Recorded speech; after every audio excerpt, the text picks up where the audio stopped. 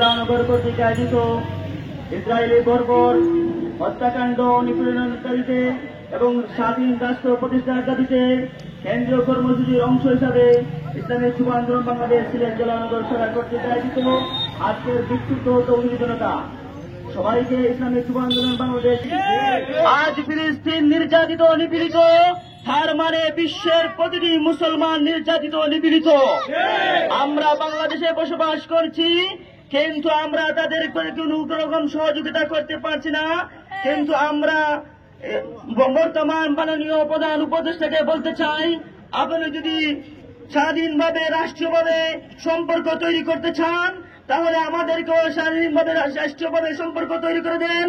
আমরা বাংলাদেশের 500 কোটি যুবক প্রস্তুত আছি সেই ইসরায়েলে গিয়ে যুদ্ধ ঘোষণা করতে।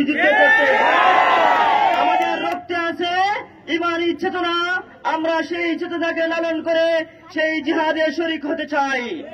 পাশাপাশি বাংলাদেশের ব্যবসায়ীদেরকে বলতে চাই, এই বাংলার জমিনে যদি আপনারা থাকতে চান, তাহলে ইসরায়েলি কোন পণ্য আমরা বিক্রি করতে দেব না।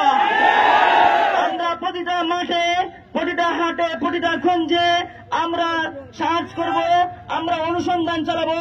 যদি কারো দোকানে, যদি কারো বাজারে ইসরায়েলি পণ্য, আমেরিকার পণ্য, ভারতের পণ্য পাওয়া যায়, আমরা সেই দোকান এবং হাটকে আমরা বয়কট করতে প্রস্তুত।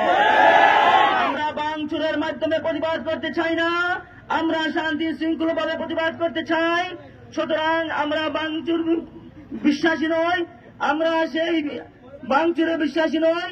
আমরা চাই এই বাংলাদেশে যারা ব্যবসা করবেন তারা যেন আমরা ইসরায়েলি পণ্য ব্যবসা না করি, সেই উদারত আহ্বান জানাচ্ছি। সংগ্রামী তৌহিদি জনতা, পাশাপাশি আপনাদেরকে আরেকটি কথা বলতে চাই, আমাদের শাহজালালের তলোয়ার যদি আবার গর্জে উঠে, তাহলে ইনশাআল্লাহ আমরা সেই ইসরায়েলে পৌঁছাতে বেশি দেরি হবে না। আমরা ইসরায়েলে সেই পৌঁছাতে দেরি হবে না। সুতরাং আমরা জাতিসংঘকে বলতে চাই, আপনারা দ্রুত সেই ইসরায়েলে যে নির্মম হত্যাকাণ্ড হচ্ছে, সেই হত্যাকাণ্ডকে বন্ধ করুন, সেই হত্যাকাণ্ডকে বন্ধ করুন। না হলে চরমোনাই পীর সাহেবের নেতৃত্বে যে দুর্বার আন্দোলন গড়ে উঠবে, তা থামানোর ক্ষমতা আপনাদের নেই। এই আশা এবং আকাঙ্ক্ষা ব্যক্ত করে আমি আমার বক্তব্য শেষ করলাম। আসসালামু আলাইকুম ওয়া রাহমাতুল্লাহ।